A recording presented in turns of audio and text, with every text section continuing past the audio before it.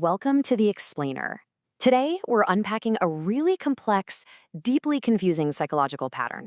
We're looking at the bridge between empathy and accountability, and more importantly, what actually happens when that bridge is weaponized against you. If you've ever tried to be honest with someone, but somehow inexplicably ended up feeling like the bad guy, you are in exactly the right place.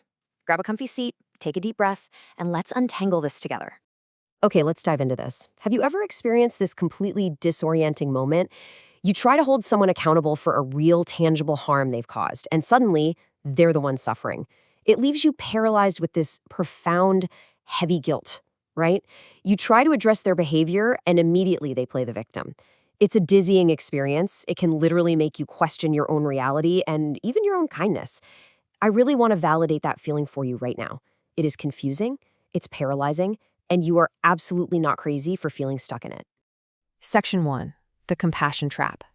So there's this tension, right? The tension between wanting to speak the truth and wanting to be a compassionate person. And it can become almost unbearable. This happens because your empathy, your natural, good empathy, is being weaponized as a tool of control. Your legitimate, completely valid concerns suddenly become totally secondary to the other person's emotional state. Instead of actually addressing the issue at hand, all the energy in the room is instantly redirected towards soothing their distress. Your empathy is basically used against you to just shut down the conversation entirely. Section 2, defining the victimhood fallacy. Stepping out of the fog of that emotional trap requires a really clear framework. It's called the victimhood fallacy. Weaponizing genuine or perceived suffering to deflect criticism, avoid responsibility, or silence others. It is absolutely vital to understand that this is a specific, recognizable tactic. Whether their suffering is completely real or maybe just perceived in the moment, the fallacy kicks in when that suffering is used strategically to just avoid taking any responsibility for their own actions. And this brilliantly illustrates the concept of a moral fortress. You see, their pain acts like a giant shield. When they build this fortress out of their suffering, accountability is completely recast as cruelty. If you try to question their behavior, they frame it as a direct attack on their trauma. You aren't just giving feedback anymore, you are suddenly storming the gates of their moral fortress. And that automatically makes you the aggressor and them the helpless victim. Now, what's really interesting to see here is how the victimhood fallacy dangerously conflates two entirely separate concepts, feeling hurt and being right. Our brains naturally want to swish these together, right? We operate on this false premise that because someone is feeling hurt, they must automatically be right in the argument. But by separating them cognitively, we can actually see the truth. Listen, someone can be deeply, genuinely hurting and still be entirely in the wrong regarding their behavior. Section 3. Spotting it in reality. Spotting this dynamic in the wild is the very first step to stopping it. So, imagine this scenario. A romantic partner is yelling at you during an argument. They are clearly crossing a line, but when you ask them to stop, they throw this back. You know how stressed I've been, why are you attacking me when I'm already broken? Do you see how fast that happened? In a split second, your completely reasonable request for them to stop yelling is twisted. Accountability is suddenly made to feel like a massive betrayal. Your focus is immediately dragged away from their aggressive behavior and onto their stress levels. And it happens in the workplace too. Imagine a colleague takes credit for your team's hard work. When you pull them aside to give them feedback on this, they say, after everything I've sacrificed for this company, you're going to criticize me? Again, a rapid-fire deflection. The issue was their behavior, taking credit. But suddenly, out of nowhere, the issue is your lack of gratitude for their past sacrifices. It's the exact same fortress, just built in an office instead of a living room.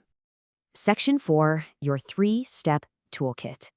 Let's move forward and see how this builds into a structured response mechanism, one that protects both your commitment to the truth and your natural compassion.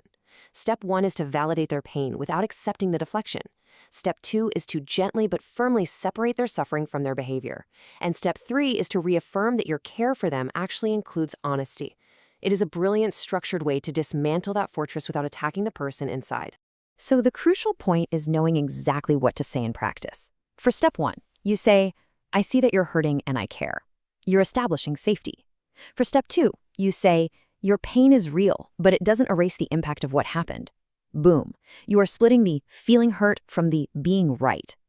Finally, for step 3, because I respect you, I need to be honest, not silent.